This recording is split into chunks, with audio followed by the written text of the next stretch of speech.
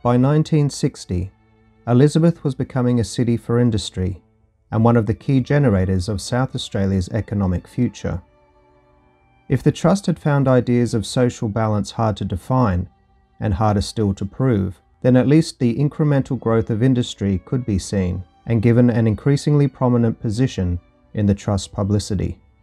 Effectively, Elizabeth started to splinter into two more specific kinds of investment. One was the creation of a community, the other aimed to provide Elizabeth with an economic future.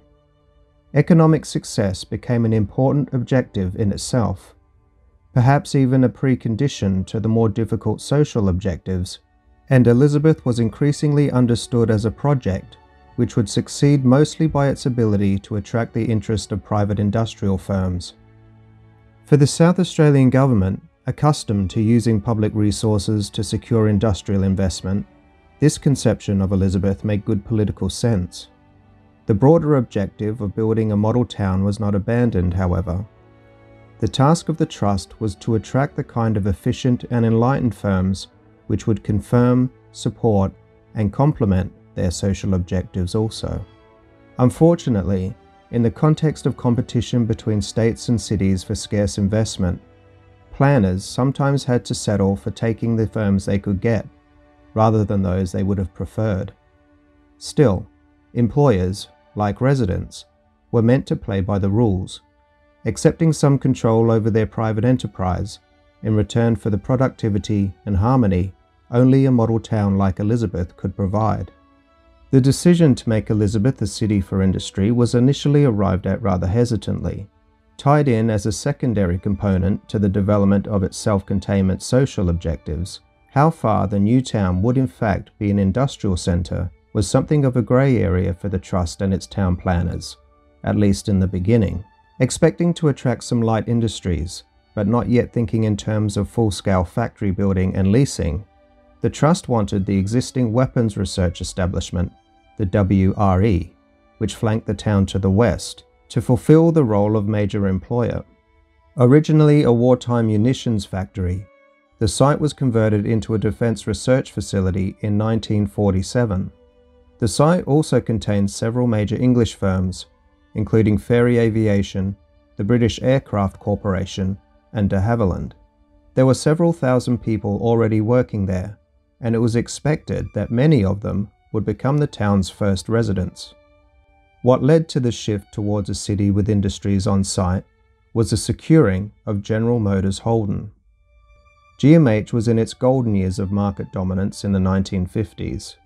Apart from its unusually sophisticated dealer network, the keys to its competitive success were decentralized assembly close to its markets, economies of scale in large production sites, and the integration of component supply. Its Adelaide plant in Woodville, however, was nearly 40 years old and already hemmed in by other factories and railway lines. In the middle of the 1950s, the company was looking to relocate hardware production and some car assembly. Determined to retain South Australia's share of this major employer, then Premier Sir Thomas Playford lobbied local and American officials vigorously. Elizabeth was the obvious bait, even if securing the General meant purchasing more land, 300 acres in all, not included in the original site. The offer was sweetened by agreements to provide the land cheaply, reorient the route of the Phillip Highway, provide all surveying, roads, electricity, water and gas connections, and lay on a railway spur.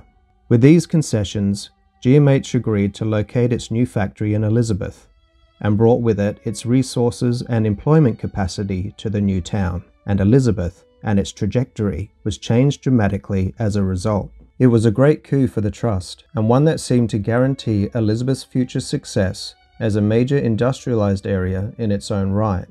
There was no reason to doubt GMH's commitment to its new location, even if this was a company that had exerted its economic power against the state before, and which was dominated by its American executives and a company management strongly resistant to local Australian initiatives. The immediate impact of the GMH deal was a major overhaul of the original vision of the Trust's City of Tomorrow to accommodate both the factory and the expected increase in the labouring population, the area devoted to industry, along with the corresponding residential and open space areas, were doubled in size. By the 1960s, the Trust were projecting an eventual population of around 80,000 residents.